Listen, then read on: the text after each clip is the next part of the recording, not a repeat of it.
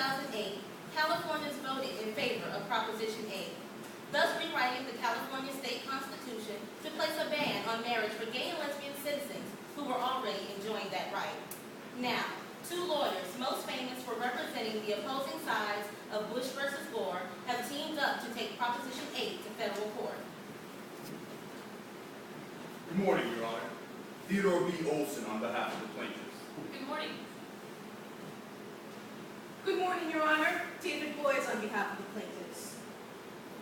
Chief Judge Von Walker, a Republican appointee, agreed with Mr. Boyes and Mr. Olson that the case could be broadcast, but the defendants, the opponents of gay marriage, turned to Charles Cooper.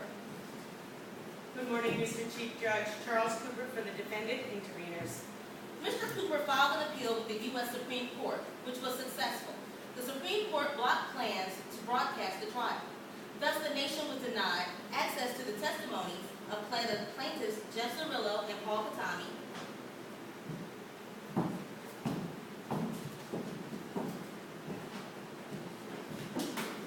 and Sandy Steer and Chris Perry.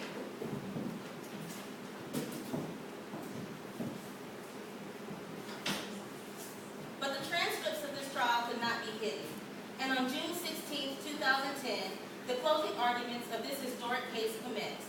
These are the words, the witnesses, the testimony, and the trial that the defenders of Proposition 8 fought so hard to keep from public view.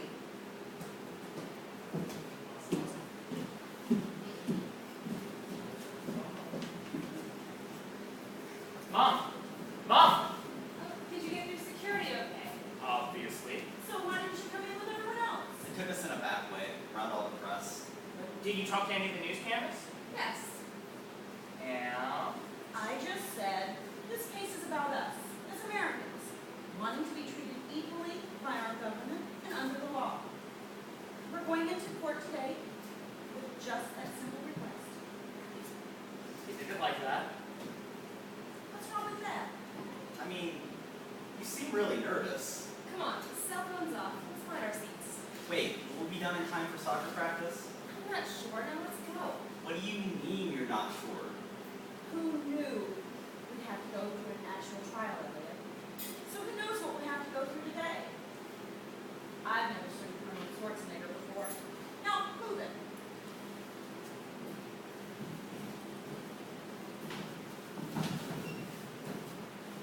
Obviously, the hiatus that we've had is not anything I would have hoped for. But it may be appropriate that this case is coming to a closing argument now. June is, after all, a month for weddings. So I would simply propose that we get right to business. Mr. Olson, are you leading off with the plaintiffs? I am, Your Honor.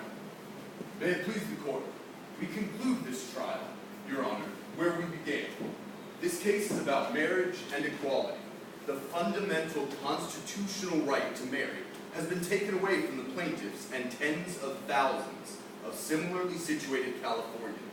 Their state has rewritten its constitution in order to place them into a special disfavored category where their most intimate personal relationships are not valid, are not recognized, and are second-rate. I am going to, with your permission, play some excerpts from the testimony of the plaintiffs.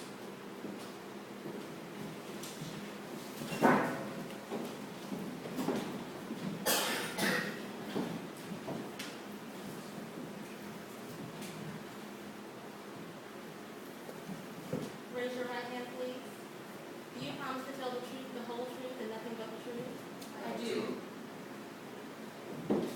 Would you tell us briefly about your background? I was born in Illinois, but my parents moved here with me when I was 2 years old. Well, I grew up on a farm in southern Iowa, going to public schools. I'm the executive director of a statewide agency that provides services and support to families with children 0 to 5. Now, today, you are in a committed relationship with another gay man, correct? I found someone that I know I can dedicate the rest of my life to. And when you find someone who's not only your best friend, but your best advocate and supporter in life, it's a natural next step for anyone to be married to that person. Marge will be 9 years. Sandy and I live together in Berkeley with our children. We each bring 2 biological children to our family and each other. Our 2 younger sons are in high school. I remember the first time I met Sandy, thinking she was maybe as sparkly as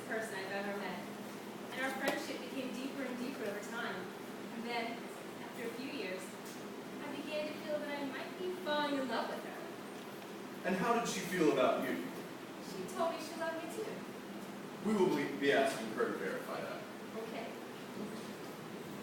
It's almost an awkward situation at the front desk at the hotel. The individual working the desk will look at us perplexed. You ordered a king-size bed. Is that really what you want? It was certainly an awkward situation, walking to the bank and saying, my partner and I, we want to open up a joint bank account. And hearing, business account? An LLC or an S corporation.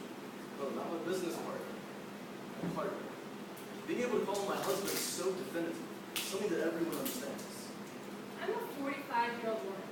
I've been in love with a woman for 10 years, and I don't have a word to tell anybody that. The word marriage. It has meaning. It's so important. If not, we wouldn't be here today. It symbolizes maybe the most important decision you make as an adult. What do you choose? Unless you have to go through that constant validation of self, there's no way to really describe how it feels. I love Jeff more than myself. And being excluded that way is so incredibly harmful to me. I can't speak as an expert. I can speak